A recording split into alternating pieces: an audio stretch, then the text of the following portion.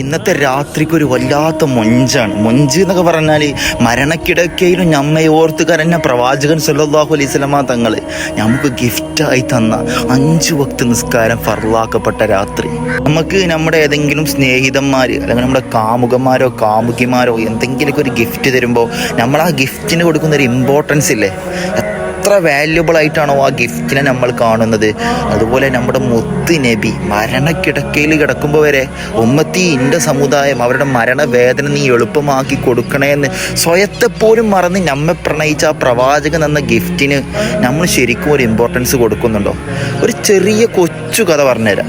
മഹാനായ ഉമർ ബിനുൽ ഖത്താബ് റളിയല്ലാഹു അൻഹു മദീന പള്ളിയിൽ ഘാതകന്റെ കുത്തേറ്റ് മദീന പള്ളിയിൽ ഇങ്ങനെ ചോര വാർന്ന് ബോധം കെട്ട് കിടക്കുകയാണ്. എല്ലാ സ്വഹാബിമാരും വളരെയധികം വിഷമത്തിലാണ്. അത്രക്കും ധീരനായ നീതിമാനായ ഉമർ ബിനുൽ ഖത്താബ് റളിയല്ലാഹു അൻഹു നമ്മളിൽ നിന്ന് വിട പറഞ്ഞല്ലോ എന്നുള്ള ആ സങ്കടത്തിൽ ഇങ്ങനെ സങ്കടമൂകമായി കിടക്കുന്ന ആ പള്ളിയിലേക്ക് മഹാനായ ഉമർ ബിനുൽ ഖത്താബ് റളിയല്ലാഹുവിൻ്റെ പുന്നാര മോന് അബ്ദുല്ലാഹി ബിൻ ഉമർ റളിയല്ലാഹു കടന്നു വരുന്നുണ്ട്.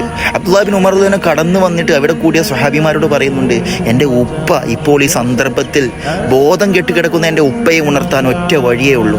അദ്ദേഹത്തിൻ്റെ ചവിട്ടിൽ പോയിട്ട് അദ്ദേഹത്തിൻ്റെ ചെവിയിൽ പോയിട്ട് അസ്വലാത്തു നിസ്കാരത്തിൻ്റെ സമയമായിട്ടുണ്ട്, നിസ്കാരത്തിൻ്റെ സമയമാണ് ഇപ്പോൾ എന്നൊന്ന് പറഞ്ഞു നോക്കൂ, ഒന്ന് ചെക്ക് ചെയ്ത് നോക്കൂ എന്ന് കേട്ട തൽക്ഷണം ഒരു സ്വഹാബി പോയിട്ട് മഹാനായ ഉമർ ബിൻ ഖത്താബ് റളിയല്ലാഹുവിൻ്റെ ചവിട്ടിൽ പോയിട്ട് അസ്വലാത്തു എന്ന് പറയുന്നുണ്ട്. അസ്വലാത്തു എന്ന് കേട്ടപാട് ഉമർ ബിൻ ഖത്താബ് റളിയല്ലാഹു ചാടി എഴുന്നേൽക്കുകയാണ്.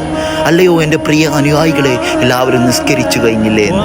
ബോധം കെട്ട് ചോര വാർന്നൊലിക്കുന്ന ഘാതകന്റെ കുത്തേറ്റ ഉമറിനെ പോലും പിടിച്ചു കുലുക്കിയത്, ബോധാവസ്ഥയിൽ പോലും ബോധം കൊടുത്തത് അസ്സലാത്തു എന്നുള്ള വിളിനാമമായിരുന്നുവെങ്കിൽ നാം ഒന്ന് ചിന്തിച്ചു നോക്കൂ. നമ്മുടെ മുത്ത് നബി നമുക്ക് ഗിഫ്റ്റായി തന്ന 5 വക്ത് നിസ്കാരത്തിന് നാം ഒരു ഇമ്പോർട്ടൻസ് കൊടുക്കുന്നുണ്ടോ? അന്ന് ആ രാത്രിയിൽ, മിഅ്റാജിൻ്റെ രാത്രിയിൽ 50 വക്ത് നിസ്കാരം പടച്ച തമ്പുരാൻ നമ്മുടെ മേൽ നിർബന്ധമാക്കപ്പെട്ടപ്പോൾ ചോദിച്ച് ചോദിച്ച് ചോദിച്ച് ചുരുക്കി 5 വക്ത് നിസ്കാരത്തിലേക്ക് പ്രവാചകൻ സല്ലല്ലാഹു അലൈഹി വസല്ലമ തങ്ങൾ അത് ചുരുക്കി തന്നിട്ടും സ്നേഹപൂർവ്വം നമുക്ക് തന്ന ആ ഗിഫ്റ്റിനെ ഗൗരവപൂർവ്വം നാം സ്വീകരിച്ചിട്ടില്ലെങ്കിൽ നമ്മ മരണക്കിടക്കയിൽ വരെ സ്നേഹിച്ച ആ പ്രവാചകൻ്റെ ശരിക്കും ഒരു അനുയായികളാണോ നാം?